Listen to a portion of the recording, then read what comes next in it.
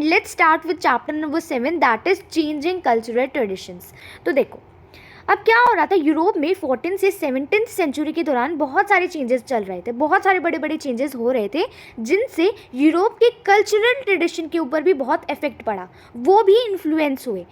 19th century से क्या हुआ, जो हिस्टोरियंस थे उन्होंने रेनेसा इस टर्म का यूज़ करना शुरू कर दिया उस टाइम के कल्चरल ट्रेडिशंस में जो जो चेंज आ रहा था उसको डिस्क्राइब करने के लिए। अब रेनेसा इस टर्म का लिटरली मतलब होता है रीबर्थ, और ये एक फ्रेंच वर्ड है। ये सबसे पहले यूज़ किया था एक स्विस स्कॉलर ने जिनका नाम था जैकब बर्कहार्ट। 1860 में सबसे पहले उन्होंने इसका यूज़ करा था इस टर्म का। अब रेनेसा का मतलब था एंशियंट ग्रीक और लैटिन कल्चर का रिवाइवल। ये सबसे पहले इटली में शुरू हुआ था, फिर ये रोम में फैला, फिर वेनिस में, फिर फ्लोरेंस में। मतलब धीरे धीरे ये चेंज कल्चरल ट्रेडिशन के अंदर पूरे यूरोप में देखने को मिला। ये जो टर्म थी रेनेसा मैन, अब ये टर्म यूज़ की जाती थी एक ऐसा पर्सन जिसके अंदर बहुत सारे इंटरेस्ट स्किल्स हैं उस पर्सन को डिफाइन करने के लिए। भाई एक पर्सन है, वो एक स्कॉलर भी है, डिप्लोमैट भी है, थियोगियन भी है, आर्टिस्ट भी है, मतलब सब कुछ है, इतने सारे स्किल्स हैं उसके अंदर, ठीक है। तो उस पर्सन को रेनेसा मैन उस टाइम पे बोला जाता था, ठीक है। अब रेनेसा से क्या हुआ, जो स्पिरिट था इक्वालिटी का वो बढ़ा, ठीक है। लोगों के अंदर इक्वालिटी की डिमांड बढ़ी और लोगों ने सुपरस्टिशंस को, जो पहले पुराने रिचुअल्स थे सोसाइटी में, उनको अटैक करना स्टार्ट कर दिया कि भाई ये चीज़ है, इसके पीछे का लॉजिक क्या है। अब लोगों ने उन सुपरस्टिशंस के ऊपर, उन आलतू फालतू के रिचुअल्स के ऊपर सवाल खड़े करने शुरू कर दिए। अब क्या हुआ, social, political and economic life of the people were deeply affected by Renaissance. समझ में आया, जो सोशल, पॉलिटिकल और इकोनॉमिक लाइफ थी वो बहुत ज़्यादा डीपली अफेक्ट हुई इस रेनेसा वाले टाइम पीरियड से। अब इस रेनेसा का कोर्स क्या था, किस वजह से ये रेनेसा आया? Contact of the east and the west. क्या हुआ, धीरे धीरे ट्रेड का एक्सपेंशन हो रहा था बाइजेंटियन एम्पायर और इस्लामिक कंट्रीज़ के बीच में। इससे क्या हुआ, जो इटालियन कोस्ट था वो रिवाइव हो गया, ठीक है। इटालियन पोर्ट्स जो थे इटालियन कोस्ट के ऊपर वो रिवाइव होने लग गए। 12th सेंचुरी से क्या हुआ, मंगोल्स ने ओपन कर दिया था ट्रेड रूट, जो चाइना से सिल्क रूट होके जाता था ना, वो वाला ट्रेड रूट उन्होंने खोल दिया था। And as trade with western European countries also increase, Italian towns played a central role. तो भाई अब वेस्टर्न यूरोपियन कंट्रीज़ के साथ भी ट्रेड बहुत बड़ा, और इससे क्या हुआ, इटालियन जो टाउन थे वो बीच में पड़ते थे, उन्होंने सेंट्रल रोल प्ले करा, तो इसी वजह से वो भी रिवाइव हो गए। अब वो किसी एक एम्पायर का पार्ट नहीं थे, वो इटालियन जो ये स्टेट्स थे, टाउन्स थे, वो किसी एक पावरफुल एम्पायर के पार्ट नहीं थे। अब वो एक इंडिपेंडेंट सिटी स्टेट्स बन चुके थे, ठीक है। तो नेक्स्ट पॉइंट है fall of Constantinople to the Ottoman Turks. 1453 में क्या होता है, ऑटोमन टर्क्स थे जो defeat the Byzantine ruler of Constantinople. वो बाइजेंटाइन जो एम्पायर था उसके रूलर को हरा देते हैं, ठीक है, जो कॉन्स्टेंटिनोपल पे राज करता था। अब क्या हुआ, Italians manage to do business with the Turks but were now required to pay higher taxes on the trade. अब क्या हुआ, इटालियन जो थे वो टर्क्स के साथ बिजनेस तो कर पा रहे थे, बट उन्हें ट्रेड के दौरान उन्हें बहुत ज़्यादा हाई टैक्स पे करना पड़ता था। The possibility that many more people could be brought into the fold of Christianity made many devout Christian Europeans ready to face adventure. अब बहुत सारे ऐसे क्रिश्चियन लोग थे जो सोच रहे थे कि भाई क्यों ना अब अपनी क्रिश्चियनिटी को हम बढ़ाएं, तो वो दूर दूर दूर दूर इलाकों में निकल पड़ते हैं अपनी क्रिश्चियनिटी को बढ़ाने के लिए। तो अब उन्हें बहुत ज़्यादा एडवेंचर फेस करना था। अपनी क्रिश्चियनिटी को अगर बढ़ाना होगा, दूसरे रिलीजन्स लोग फॉलो कर रहे हैं, तो उन्हें अपना रिलीजन अडॉप्ट करवाना इतना ईजी तो है नहीं, ठीक है। तो इसी टाइम पीरियड में कुछ क्रिश्चियंस भी अपनी क्रिश्चियनिटी को फैलाने निकल पड़ते हैं। तो इससे क्या हुआ, क्रिश्चियंस और मुस्लिम के बीच में एक रिलीजियस वॉर भी शुरू हो गई थी। नेक्स्ट पॉइंट है डिक्लाइन ऑफ फ्यूडलिज्म। तो हमने पिछले चैप्टर में ही पढ़ा था। अब क्या हुआ, एंड ऑफ 16th सेंचुरी तक क्या हुआ, फ्यूडलिज्म जो है वो डिक्लाइन होने लग गया। क्यों, क्योंकि एक नया ऑर्डर आ गया था, town and the town people, हमने पढ़ा था, एक नया ऑर्डर आ गया था जिसके कारण लोग अब टाउन्स में शिफ्ट होने लग गए थे, और कहीं ना कहीं लोड के जंगल से बचने के लिए वो जा रहे थे। तो इस वजह से फ्यूडलिज्म का डिक्लाइन हो गया था। नेक्स्ट पॉइंट है rise of new towns and trade. अब एग्रीकल्चर जब एक्सपैंड होता है तो उससे पॉपुलेशन, ट्रेड और टाउन्स, इनके अंदर ग्रोथ देखने को मिलती है। तो क्या हुआ, 14th से लेके एंड ऑफ 17th सेंचुरी तक towns were growing in many countries of Europe, ठीक है। एक अलग सा अर्बन कल्चर स्टार्ट हो गया था, ठीक है। टाउन्स जैसे कि फ्लोरेंस, वेनिस, रोम, ये आर्ट और लर्निंग का सेंटर बन गए थे, ठीक है। और एक वाइब्रेंट सिटी थी, एक सबसे ज़्यादा वाइब्रेंट सिटी थी वेनिस, और दूसरी थी जिनोवा, ठीक है। Rise of new middle class.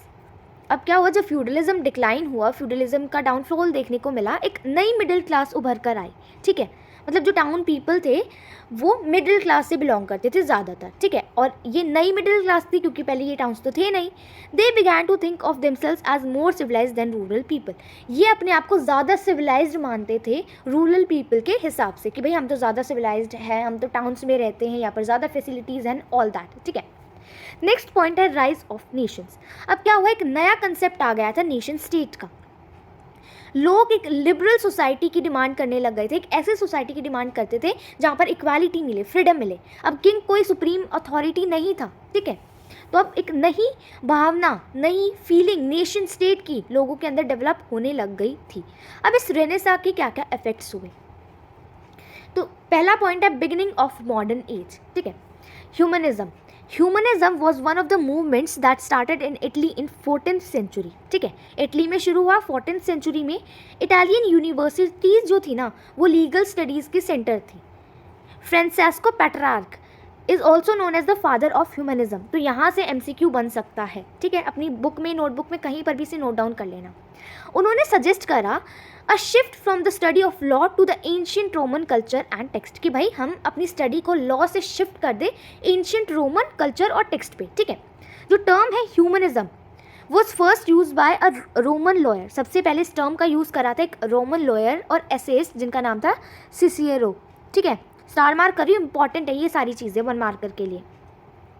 जो ह्यूमनिस्ट थॉट था that they were restoring true civilisation after centuries of darkness. जो ह्यूमनिस्ट थे, मतलब जो ये ह्यूमनिज्म जो ये आइडिया था, इसको फॉलो करते थे कि भाई हम एंशियंट रोमन कल्चर और टेक्स्ट को पढ़ने लग जाएं रैदर देन लो, तो उनको हम ह्यूमनिस्ट बोलेंगे, ठीक है।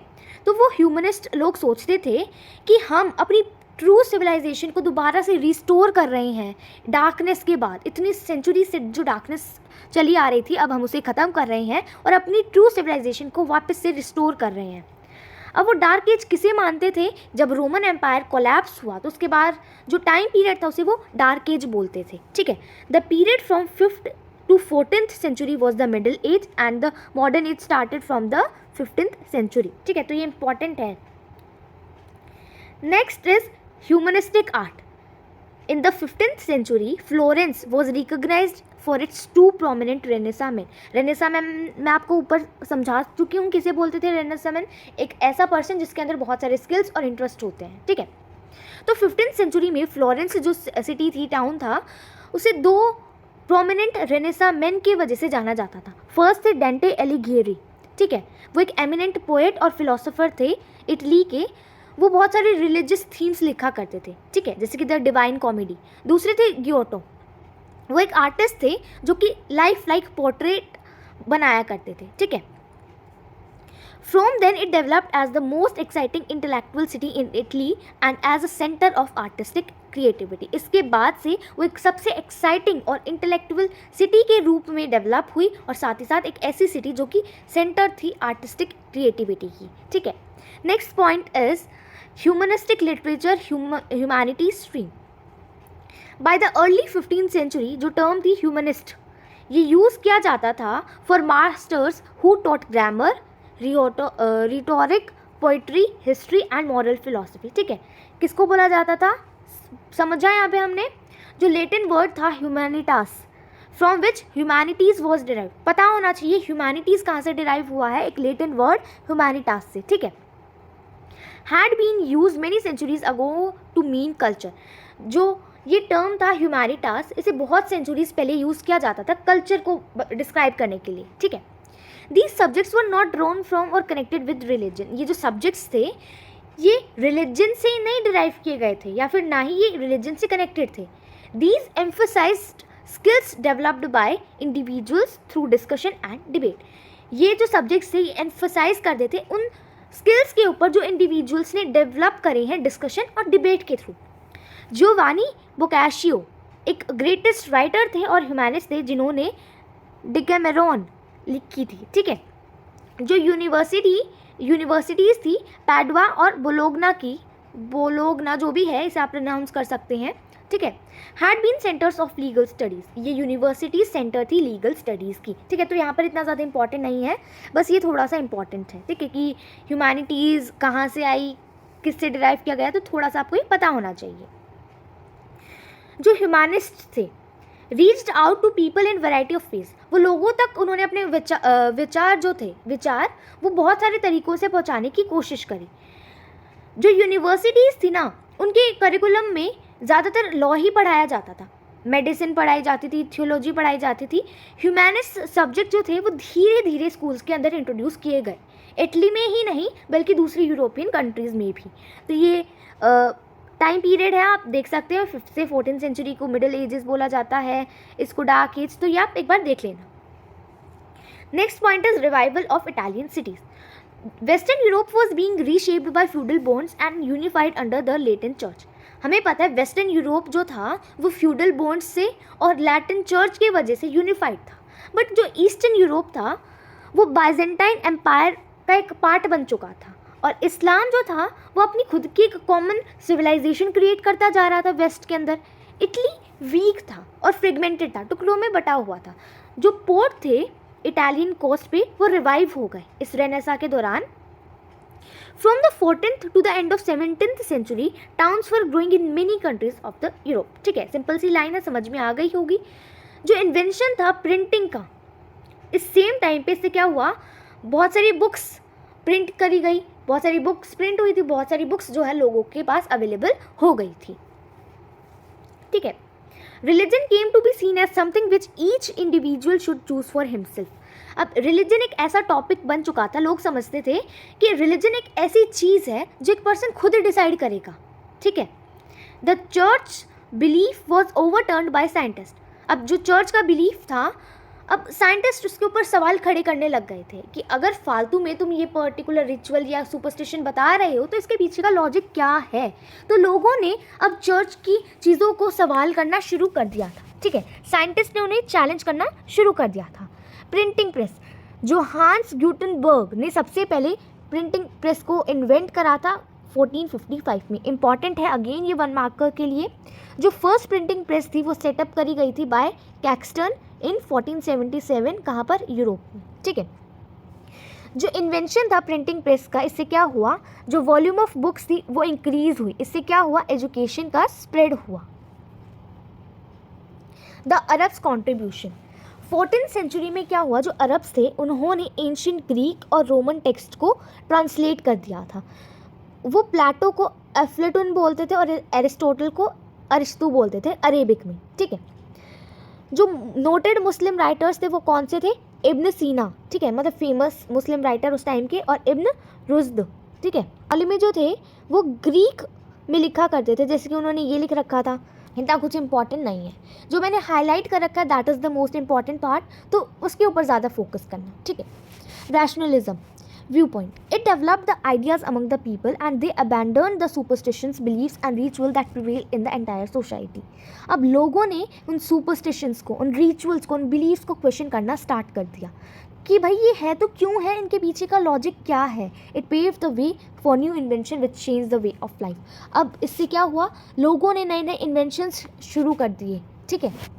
नए नए इन्वेंशंस होने लगे और लोगों की ज़िंदगी बदलने लग गई। 1,000 years after the fall of Rome, fragments of art were discovered in the ruins of ancient Rome and other deserted cities. जब बहुत साल हो गए थे रोम को, रोमन एम्पायर के फॉल होने के बाद, बहुत सारे फ्रेगमेंट्स उनकी आर्ट के, मतलब उनके मॉन्यूमेंट्स के बहुत सारे टुकड़े, रूइंस हमें देखने को मिले हैं एंशिएंट रोम में, और दूसरी भी बहुत सारी खंडर जो सिटीज़ हो गई थी उनके अंदर। मतलब हमें देखने को मिला है कि कितनी अच्छी उनकी आर्ट हुआ करती थी, कितने सुंदर उनके मॉन्यूमेंट्स हुआ करते थे। भाई मॉन्यूमेंट्स भी तो आर्ट रिफ्लेक्ट करते हैं ना। Artist concern to be accurate was helped by the work of scientist. जो आर्टिस्ट थे ना वो उस टाइम पे इतने कंसर्न हो गए थे कि भाई हमारा जो ये पोर्ट्रेट बनेगा या फिर ये जो स्ट्रक्चर बनेगा ये बहुत एक्यूरेट होना चाहिए, इसलिए उन आर्टिस्ट ने साइंटिस्ट की हेल्प लेनी शुरू कर दी। अब वो बोन स्ट्रक्चर को समझने के लिए जाते थे, स्टडी करने के लिए जाते थे। कहाँ पर जाते थे, artist went to the laboratories of medical schools, ठीक है। मतलब वो पोर्ट्रेट जो थे, स्कल्पचर, वो भी बोन के स्ट्रक्चर को समझने के बाद बनाएंगे, ठीक है। देख सकते हैं आप कितनी एक्यूरेसी का उनका कंसर्न होता था। इससे क्या हुआ, the anatomy, geometry, physics as well as strong sense of what was called beautiful gave a new quality to Italian art. इन चीज़ों के वजह से एक नई क्वालिटी मिली इटालियन आर्ट को, ठीक है, जिसे हम रियलिज्म बोलते हैं, ठीक है, and which continue till the 19th century, और ये 19th सेंचुरी तक चलता रहा। The greatest revolution of the 16th century was the mastery of technology of printing, ठीक है, ये सबसे बड़ा ग्रेटेस्ट रेवोल्यूशन था 16th सेंचुरी के दौरान का, ठीक है।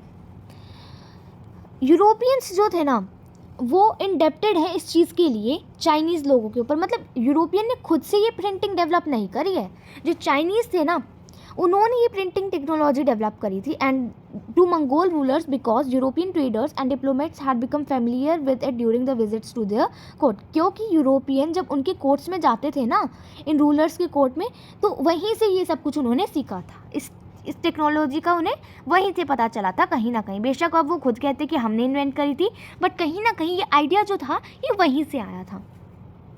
जो जियोमेट्री की नॉलेज थी, इससे क्या हुआ, वो एक पर्सपेक्टिव समझ पाए, and that bye noting changing quality of life the pictures acquired 3 dimensional quality.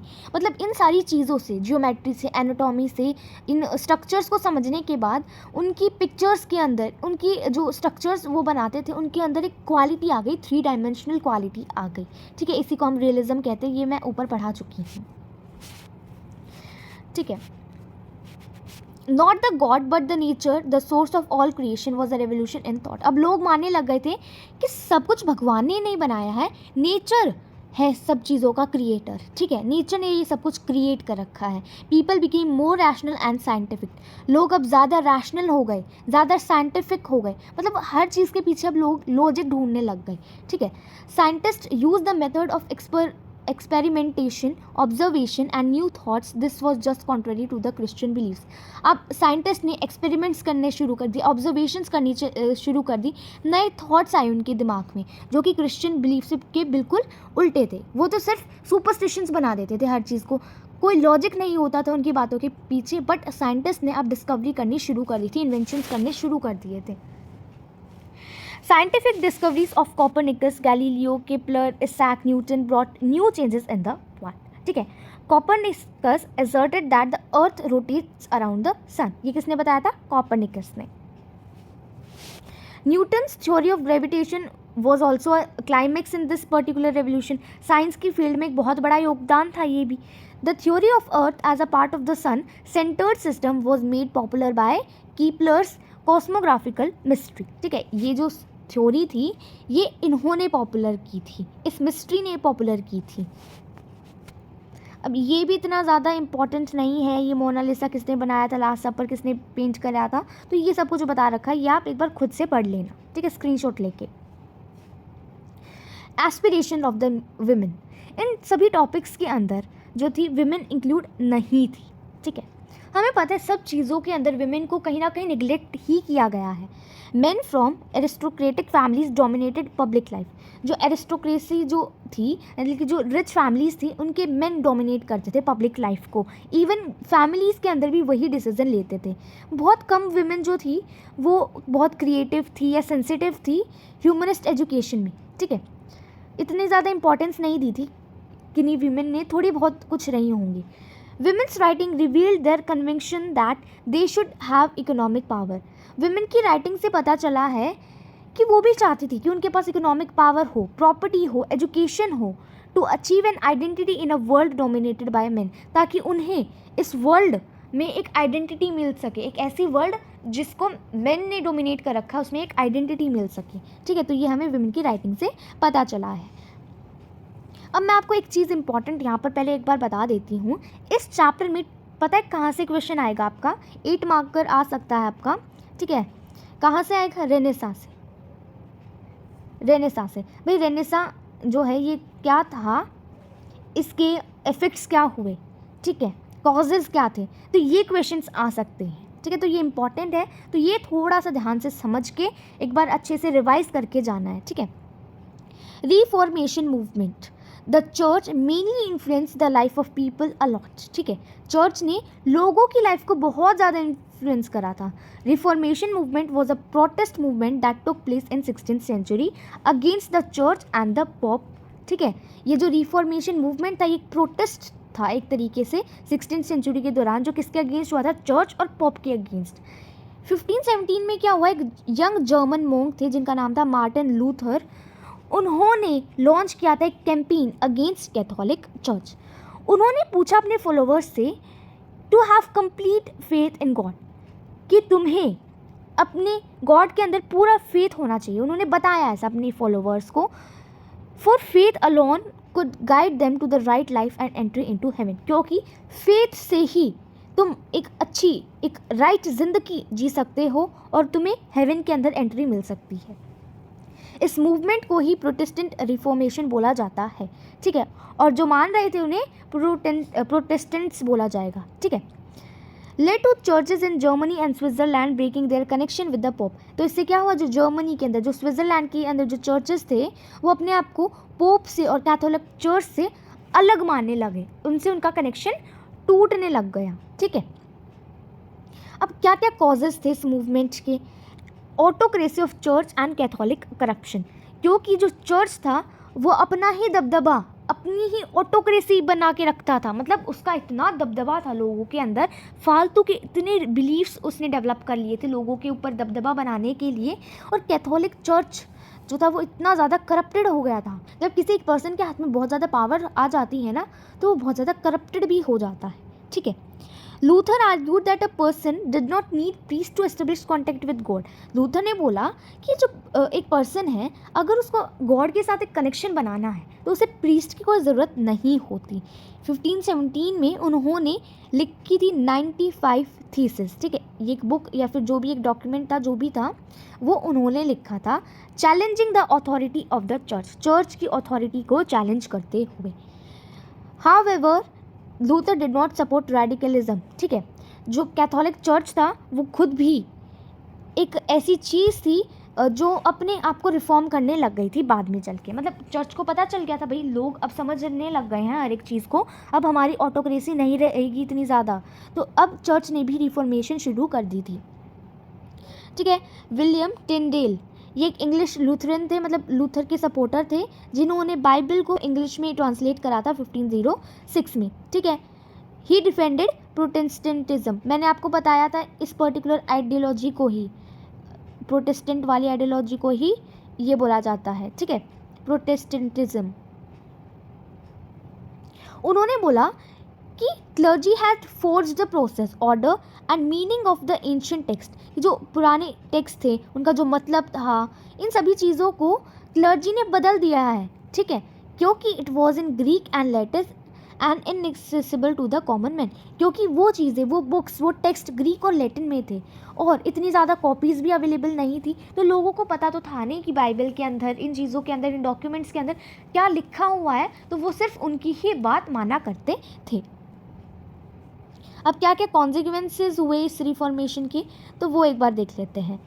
तो ये चीज़ें जो हैं ये आप खुद से पढ़ लेना। ठीक है, एक बार मैं ये आपको ये पढ़ा लेती हूँ, ये वाला आप अपने आप पढ़ लेना। ठीक है, इतना ज़्यादा इम्पॉर्टेंट नहीं लग रहा ये। जो काउंटर रिफॉर्मेशन मूवमेंट था ये क्यों आया? It came as a result of reformation movement. ठीक है, many defects had come into the Catholicism but Roman Catholic did not be need to it. अब जो रोमन कैथोलिक चर्च था, उनकी जो आइडियोलॉजी थी, उनकी जो बिलीफ थी, उनके अंदर बहुत सारे डिफेक्ट्स आ गए थे, बट उन लोगों ने कोई ध्यान नहीं दिया इसकी तरफ। According to this movement the church try to reform itself of some of its objectionable practices. इस मूवमेंट में क्या हुआ, चर्च ने अपनी कुछ चीज़ों को बदल दिया, रिफॉर्म कर दिया, जिनके ऊपर लोग ऑब्जेक्शन उठा रहे थे कि भाई ये चीज़ गलत है, तो उन चीज़ों को रिफॉर्म कर दिया। For instance bishops were now appointed on the basis of their ability. For example bishops को अब उनकी एबिलिटी के हिसाब से अपॉइंट किया जाता था। अब रेनेसा का रिजल्ट क्या रहा वो एक बार हम देख लेते हैं। ठीक है, an important change that did happen in this period was the gradually private and public spheres of life began to become separate. जो प्राइवेट और पब्लिक स्पेयर्स थे लाइफ के, अब वो अलग होने लगे। ये एक इंपॉर्टेंट चेंज आया। पब्लिक स्पेयर का क्या मतलब है? गवर्नमेंट का एरिया, एरिया फॉर्मल रिलीजन। ठीक है, प्राइवेट स्पेयर का मतलब क्या होता है? फैमिली, पर्सनल रिलीजन, ठीक है। एक इंडिविजुअल अब अपना एक private as well as public role मानने लगा था, यानी कि उसका एक प्राइवेट रोल भी है, ठीक है, और साथ ही साथ पब्लिक रोल भी है। इसका क्या मतलब है, he was not simply a member of one of the 3 orders, यानी कि वो 3 ऑर्डर्स में से एक ऑर्डर का सिर्फ हिस्सा ही नहीं है, मेंबर ही नहीं है, बल्कि he was also a person in his own right. वो एक खुद का पर्सन भी है, यानी कि उसके खुद के भी राइट्स हैं। An artist was not just a member of a guild, एक आर्टिस्ट सिर्फ एक गिल्ड का मेंबर नहीं है, बल्कि वो अपने खुद के नाम से, अपनी खुद की चीज़ों से, अपनी खुद के स्किल्स पे भी वो जाना जाता है, ठीक है। इसका ये मतलब है 18th सेंचुरी में क्या हुआ, ये जो सेंस थी इंडिविजुअल की would be expressed in political form, अब इसे पॉलिटिकल फॉर्म में भी एक्सप्रेस किया जाने लगा, इक्वल पॉलिटिकल राइट्स के through. Another development was that different religions of Europe started to have their separate sense of identity. दूसरी डेवलपमेंट क्या हुई, जो अलग अलग रीजन्स थे, रीजन्स, ठीक है, यूरोप के, अब वो अपनी अलग आइडेंटिटी मानते थे, ठीक है, अपनी लैंग्वेज के बेसिस पे अलग अलग अपने आप को डिस्टिंक्ट मानने लग गए थे अपने लैंग्वेजेस के हिसाब से। फ्रेंच बोल रहे हैं तो वो अलग हैं, जो लैटिन बोल रहे हैं वो अलग हैं, जो इंग्लिश बोल रहे हैं वो अलग है, जो जर्मन बोल रहे हैं वो अलग हैं। तो मतलब ऐसे अपने लोगों को वो अलग मानते थे कि भाई हम सभी ये लैंग्वेज बोल रहे हैं तो हम अलग हैं उन लोगों से। तो अब ये एक दूसरा चेंज, एक अलग डेवलपमेंट आया उस टाइम पे। सो आई होप आपको ये चैप्टर अच्छे से समझ आया होगा। आई नो ये थोड़ा सा कंफ्यूजिंग था, बट दोबारा से अगर आपको चैप्टर समझ में नहीं आया था, थोड़ा सा स्लो करके वीडियो को दोबारा से एक बार समझने की कोशिश करना, आपको अच्छे से समझ में आएगा। जो इम्पॉर्टेंट पॉइंट्स है वो मैंने इस चैप्टर में कंप्लीट करवाने की, कवर करने की कोशिश करी है, और मैं आपको पहले ही बता चुकी हूँ 8 नंबर का क्वेश्चन कहाँ से बनेगा। सो आई होप आपको अच्छे से समझ में आया होगा। Don't forget to like this video, share this video with all of your friends, and also don't forget to subscribe अगर अभी तक भी नहीं करा है। Thanks for watching, bye bye.